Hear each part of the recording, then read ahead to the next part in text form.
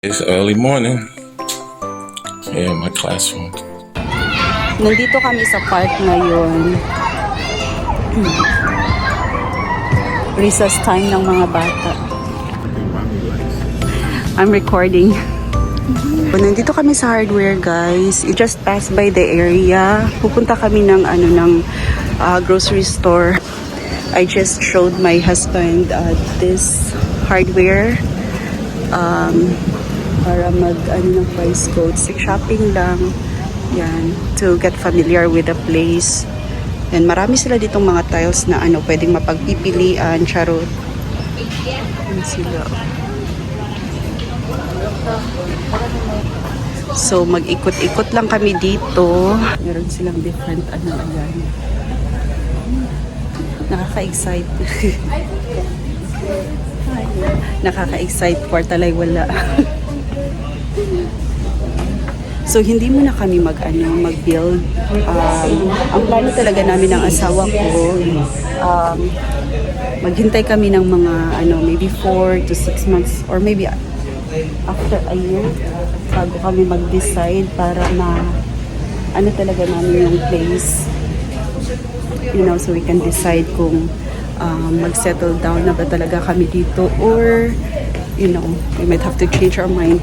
Ito, maganda. You have to get the bucket and pour it in there. Well, this one you can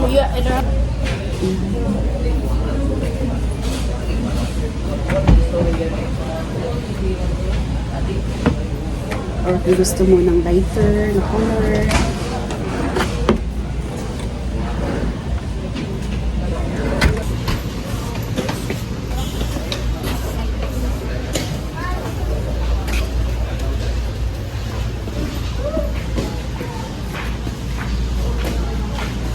Maganda siya.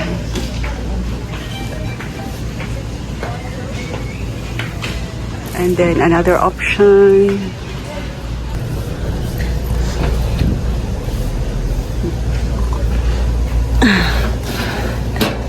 This is mommy's favorite. Tagaluto.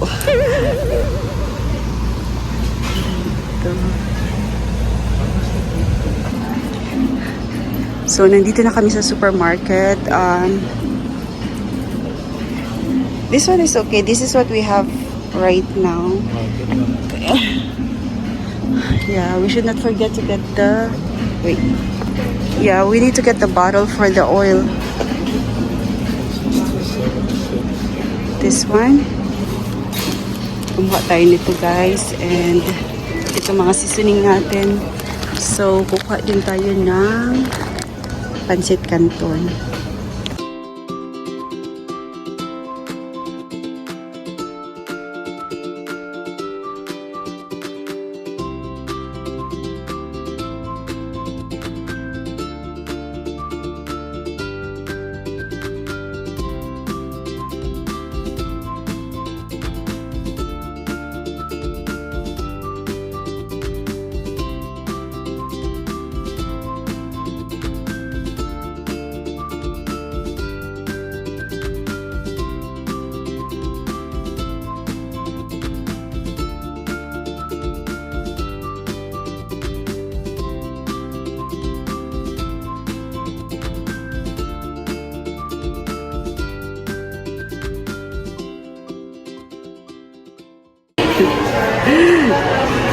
Stop by muna kami dito sa Dunkin Donuts.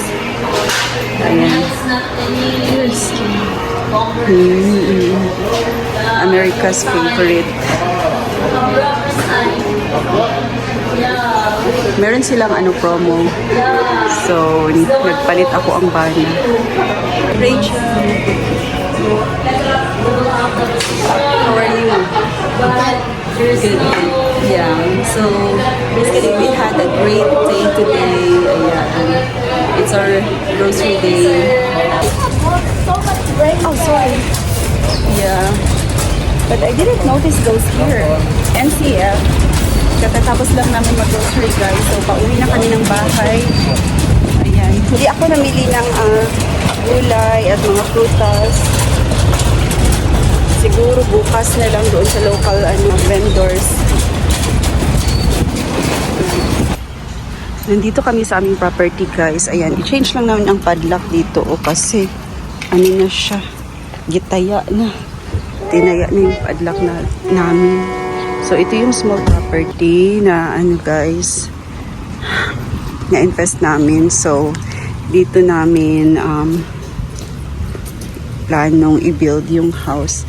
So nagtanim dito ang parents ko ng talbos ng kamote. Ayan, medyo old na siya.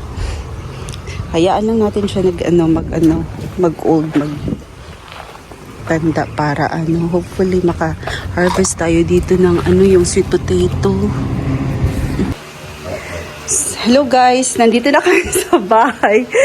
I'm gonna show you. And then yesterday guys, nung lumabas kami, bumili ako ng ganito paod, yung dalawang ganito, one for the oatmeal and then the other one will be for the pancake mix.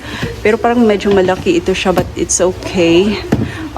Gusto ko sana pareho yung kulay nila, ganyan. Kaso, hindi ko na malayan, white pala yung nabili ko. Sabi ko sa asawa ko, I'll just keep it. So, baka bibili na lang ako ng ganito kaliit for the, pancake. So, I don't know. Gusto ko kasi yung medyo sila, small, medium, large. Small, medium, large. Ganyan yung setup natin. Yan. So, yan guys. Then, ito yung ating Hello guys, good morning. So this is what I've been doing today. Nag-wipe ako ng mga shelves guys kasi medyo dusty talaga and then madumi yung mga shelves.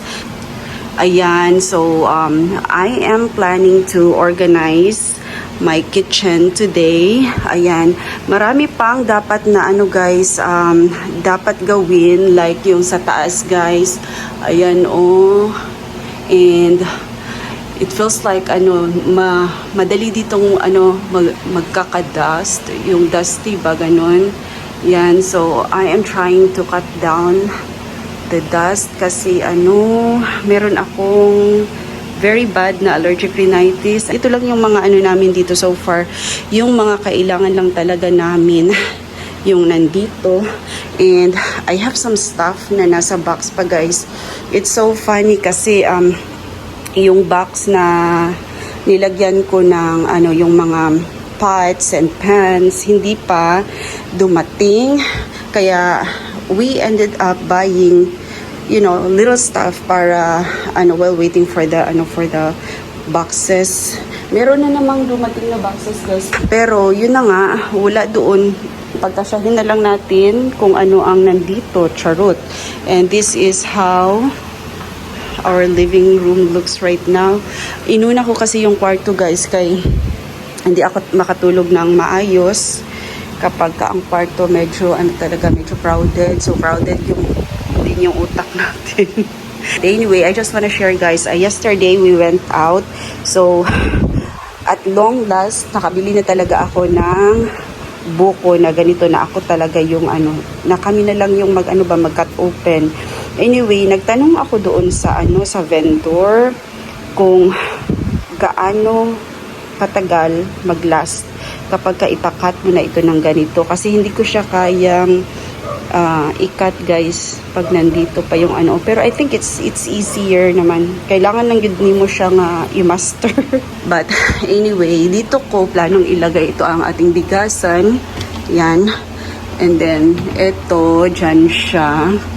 And then ang ating oatmeal dyan siya. So ito naman guys, may story ito. Malinis na yun bago ko nilagay yung mga stuff dyan. May story ito guys. Ito talaga, color coding ko talaga sana ito. So, hanap ako ng ganito. And then, when I look at the, yung dito sa top niya, siya, parang, sabi ko, parang may mga scratches. So, I changed it. Kinuha ko talaga ito yung nasa ilalim. So, pagkuha ko, hindi ko na namalaya na hindi pala siya gray. Look at that, white siya. So, I think I will just buy a new one. Another one. Kung I will be needing this for other stuff. Pero kung hindi, ganito na lang muna ang itsura natin dito. But anyway, yeah, I got this at KCC Mall, guys. Hindi pa talaga totally natanggal yung yung presyo. Ito siya yung malaki para sa 10 kilograms na rice or whatever. So, 249 lang siya, guys. Ano siya?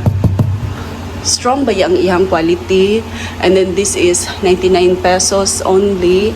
This will take up to 5.3 liters of grains and rice. And then this one is 3.3 liters.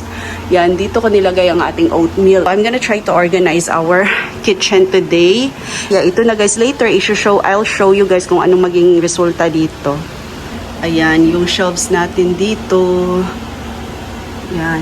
Ito yung mga ano na hindi natin gagamitin. Nandun yung mga ano natin, oh, dishes. Yan.